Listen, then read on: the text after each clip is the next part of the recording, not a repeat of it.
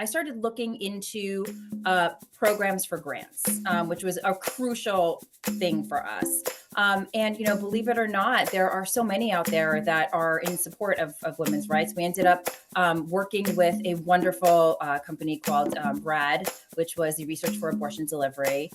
We spoke to them, and they loved our story and who we were. And, we applied, and because of them, they gave us the money that we needed to completely renovate the place. I would say that it definitely needed a woman's touch. Welcome to Business Ninjas, brought to you by WriteForMe, where you'll hear from business leaders who are out there growing their business and slaying it every day. Learn from the masters. Let's get started.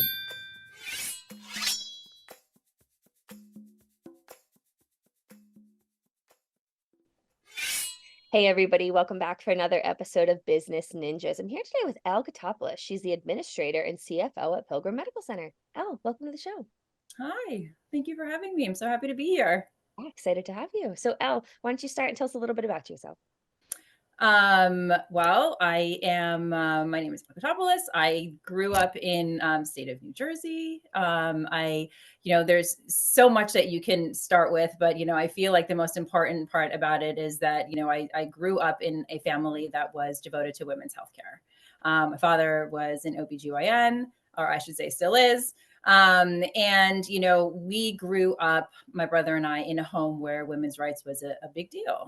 We had a father who we watched go to work every day, who started an abortion clinic, in the early 80s. We watched him go to work in a bulletproof vest. We watched stories unfold on the news, even back then, about, doctors getting shot. It was a crazy time, but, at the same time, even through all of that, we still made our way to Washington, DC to march in pro-choice marches when we were little, and, got to sit on his shoulders and, and see what it really meant to work in women's rights at a very young age. It's been my whole life around me. I have to say, I believe that my father wanted me to go down that path of becoming an MD myself. But you're either good with blood or you're not good with blood. So it was very quickly determined that that was not going to be a path for me. And I went down the numbers path, which, were less queasy in my stomach. So I went down the line of, finance and numbers, and, I spent a lot of time in investment banking and doing things like that. And now, for the past, I'd like to say 7 years or so, I've been here at Pilgrim Medical Center, and I guess it's all come kind of full circle. We did find a way for me to kind of make it into the world of women's rights. I think that's fascinating. And, I imagine having that deep rooted, connection to women's rights and women's healthcare really has brought you, almost come full circle to where you are now. So, I appreciate you sharing that background. So why don't you tell me a little bit about your journey bringing you to Pilgrim Medical Center? Well, at the time, before I was here, I was, like I said, I was, working in finance, and there was this facility that's been around since 1989, actually, who was run by a physician who was a dear friend of my father's, who passed away. And I got a call, by my family, when I was in Manhattan doing my finance thing, saying, so-and-so doctor has passed away. And, if we don't kind of step in here and take care of this facility, women are going to suffer. It is a facility that sees a lot of patients. It sees a lot of Medicaid patients. We see a lot of low-income patients, and we can't just let it close down. And, my initial thoughts were, I do P&L statements and balance sheets. Like, I don't really know anything about running an abortion clinic. And, my brother, who was an attorney, who took the path of helping my father run his business, and the legalities of it, kind of pushed me along and said, you know what, I'm here for you. You can do this. It'll be something that our family will be proud to do. And I stepped up, and, I ended up leaving Manhattan. I came out to New Jersey, and they brought me over here. We are in Montclair. And they brought me to the lovely town of Montclair, which I had never been to before. And, I was walking through and seeing how beautiful the town was. And then I stepped into this facility, and I was like, oh my goodness, okay, we have some work to do. And it was a facility that, was kind of like a diamond in the rough, like needed some love, and I was terrified there. I was faced with a staff of 20 who had no idea who I was, definitely wasn't a doctor, and I think that I think everybody all around was a little nervous as to what our next steps were going to be. Yeah. So where did you start? Well, well, we first, it's tough when you have, so many people coming up to you at the same time being like, this is what I used to do. And this is, my problem here. And, and it's difficult to gain faith, right? So the first thing we kind of did was I had to like sit with all the employees and kind of get to know everybody and their roles. I had to kind of sit and watch how they work and what they do. And from there, you could kind of figure out where the bad seeds were, where the good seeds were, people who had just been here too long and just needed to either go and work at another facility or kind of change a little bit. So we did that. We did some changes. People who had been there for a long time, I kind of saw who my shining stars were. And I, told them that they could trust me. And if they had some faith, I would definitely wouldn't let them down. So I issued a line of lieutenants, I like to call them, that really kind of educated me on the day-to-day process of how everything works. I was not afraid to show my vulnerability in terms of not knowing, what it was that they do. I mean, so from there, I noticed that there was not one single computer in the place. We put a bunch of computers in the place. Everything was done on paper. So the first thing we did was kind of like organize stuff. From there, I started looking into programs for grants, which was a crucial thing for us. And believe it or not, there are so many out there that are in support of women's rights. We ended up working with a wonderful company called RAD, which was the Research for Abortion Delivery. We spoke to them, and they loved our story and who we were, and we applied, and because of them, they gave us the money that we needed to completely renovate the place. I would say that it definitely needed a woman's touch. Although, our doctor here was an excellent doctor, I'd give him a C- in terms of, the overall aesthetic of the place, because, it mattered. And, when you walk into a place where, is arguably the hardest day of your life, you need there to be that sense of, okay, I'm like safe. I'm in the right place. And, not knowing that until you get into the OR is kind of difficult, so we renovated the entire place into this beautiful center.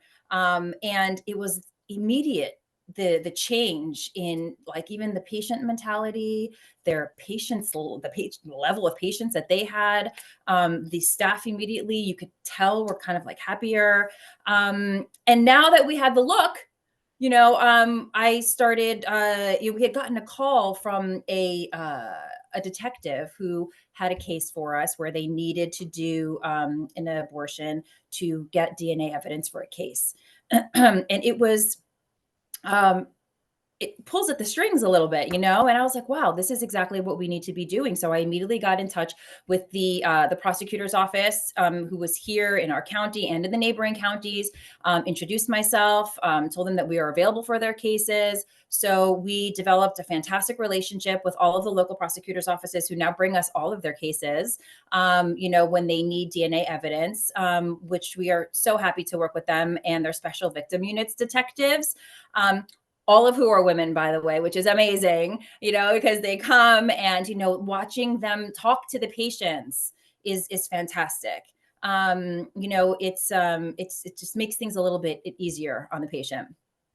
From there, I started contacting other organizations that support victims of domestic violence, victims of sex trafficking, human trafficking, to let them know the type of work that we're doing here.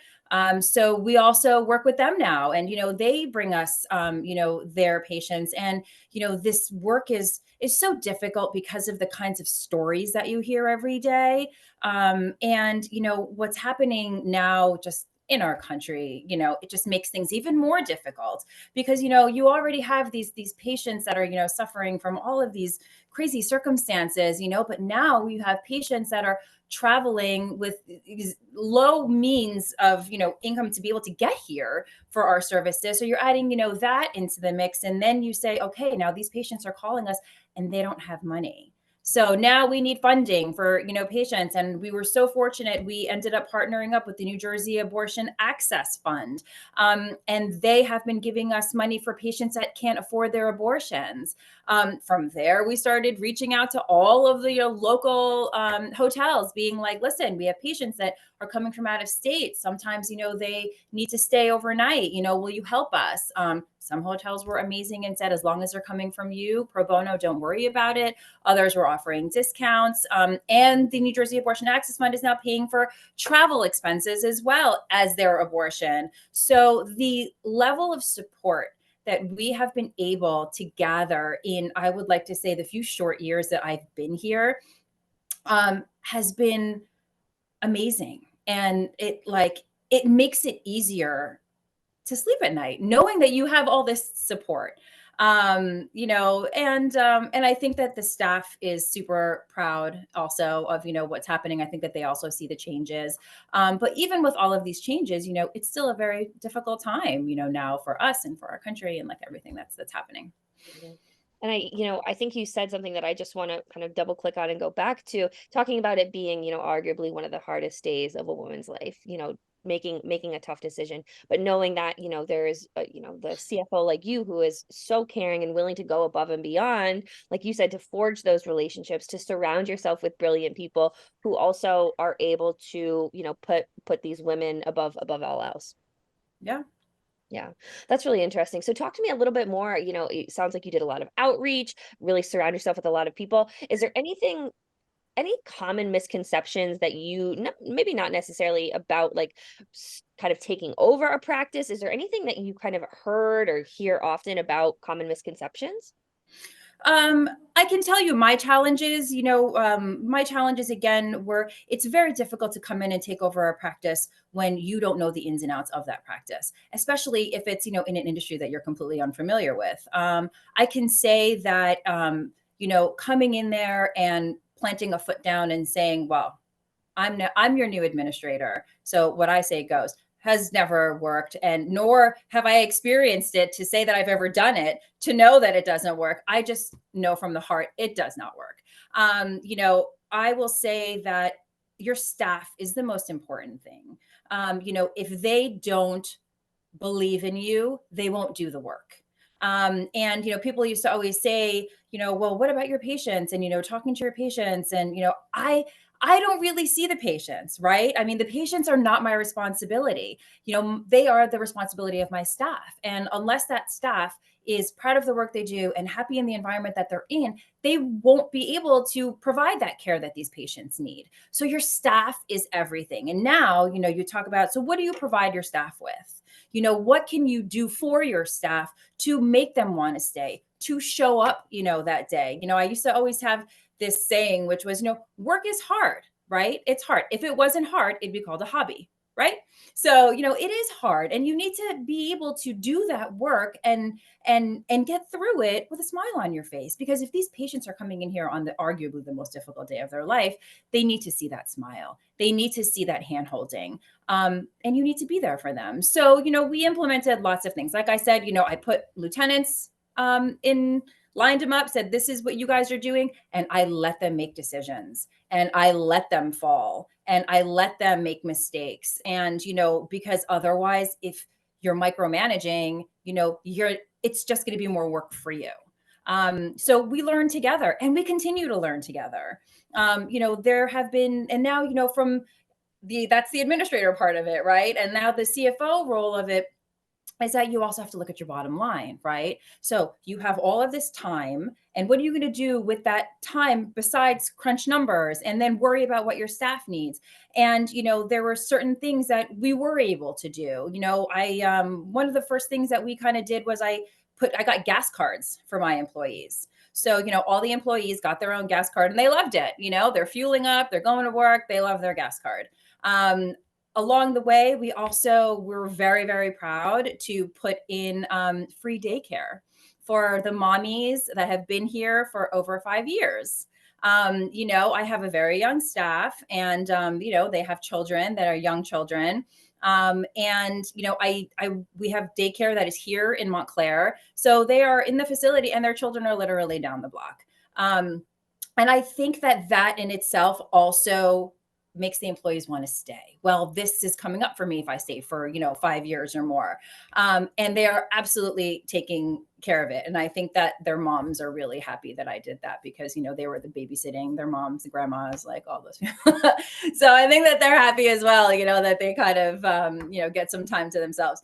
One of the biggest things that I did was I instituted a PEO program through our payroll, which was awesome, because a lot of times when we were doing regular payroll, a lot of the employees would come up to me. They would say, "Hey, can I change my deductions? Can I change my allowances? And this was me then logging into a computer and making these changes. This PEO program allowed everybody to put a portal together. Now everyone's on their phones and they're making their own changes, which freed up a lot of my time. These PEO programs also offer health benefits. So for a company like mine, which is under 50 employees, before, when we were working with individual, healthcare and brokers, it was dependent on your age. If you were older, you were paying more. If you were younger, you were paying less in your premiums.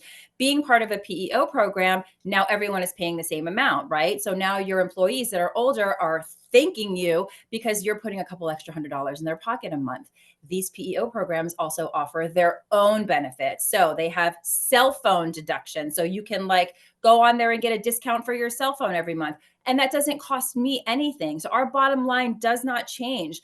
They have discounts on travel. They have discounts on, so many things, where all of these things are really playing into things that the employees can take advantage of, which does not affect our bottom line and makes the employees a lot happier. So that's really kind of, what I've been able to do for the employees. That's freed up my time, because now, again, you put the CFO here, because the CFO hat comes off right now. Here's back to the administrator hat. And you're like, okay, so now what? How are we going to get Pilgrim Medical Center out there so that people know and patients know that we are where you need to be? We are a safe place. This is the type of care we offer. We offer anesthesia. A lot of places don't. We can go up to the state limit. A lot of places don't. There are things out there called crisis pregnancy centers, where you can make a call and they will book you an appointment, and you will get there and they will show you disgusting pictures to try to change your mind. There are places that say they do offer anesthesia. They get there, say, "Oh, our anesthesiologist isn't here. So, it'll be fine. Just, get up on that table. You'll be good." You are not. You are not. We don't do that. And we need to be able to get out there and educate and let people know that we're here for them. It is a really difficult time. And, you're also at a point where everybody has opinions on abortion now, right? So, where you could have before depended on your reviews, your Google reviews, yeah? But those pro-lifers are getting on the Google reviews and they're saying things about your facility that are untrue. So, and then you have other patients that you're like, "You know what? I saw this on your review and I'm scared to go," but they're lies. So what do we do to circumvent it? How do we do it? You get the lieutenants together. You're like, how are we going to do this? Right? So what's next? Let's get on TikTok. Let's get on TikTok. Let's show them who we are. So we started a TikTok account. And, yes, we are showing appointments, what to expect from a pill appointment. We are, discrediting others who are saying that abortion will cause depression or will make you infertile and all the other things that they're hearing. So, we're discrediting that. We have doctors and anesthesiologists that we're showing you, who they are and what they do. And we get silly from time to time just because, we know we have a young followers that, like to see what we're up to. So we let them see who we really are. And we are a facility who is very, very proud of the work that we do. And, me as their administrator, am honored to support them in the work that they do. That's so amazing. And I hear the passion not only behind your voice, but also the work that you're doing. And I think, just an observation that I had when you're talking about all of this, coming from the business background that you do, I can see how you've been able to make these changes because, again, like you said, nothing against the previous practice owner, but, was focused on seeing patients and the medical aspect, it sounds like you're really able to say, I'm going to let the medical professionals, handle that, and I'm going to do everything I can to make sure that my staff feels supported, the community feels supported, that there's awareness, that there's education, and then that there's resources to be able to support, the practice. It's so much more than just a surgery. It really is so much more. And it needs to be known that we appreciate that part of it. It's probably the most important part, right? It's not just about your surgery. It's the before, and it's most certainly the after. Yeah. Yeah. Well, Elle, I think this has been a really, impactful conversation. I appreciate you taking the time, to talk to me today. Before we head out, is there anything that you want to leave our listeners with, a final thought, whether it be, about the industry, about, the practice, Pilgrim Medical Center, anything you want to leave our listeners with? I would say don't believe everything that you hear. If you have questions, you should certainly be calling and letting us answer questions for you. Don't get all of your information from the internet, or from other, social media aspects. Talk to your doctors, and we have counselors here as well. We can talk to you here. Do a little research about a place before you go. And again, it's very important for us to be able to show our presence now more than ever. But because we do want patients to know that we're here and we're here to help, and we're not going anywhere. So I love that. I love that. And where can people go to learn more? well, you can follow us anywhere on our social media. We at We Are Pilgrim. You can go to pilgrimmed.com, or you can even just call us here. We're at 973-746-1500. I love that. Well, Elle, thank you so much again. I think this was a terrific conversation. Thank you so much for having me. I was so happy to be here. Absolutely.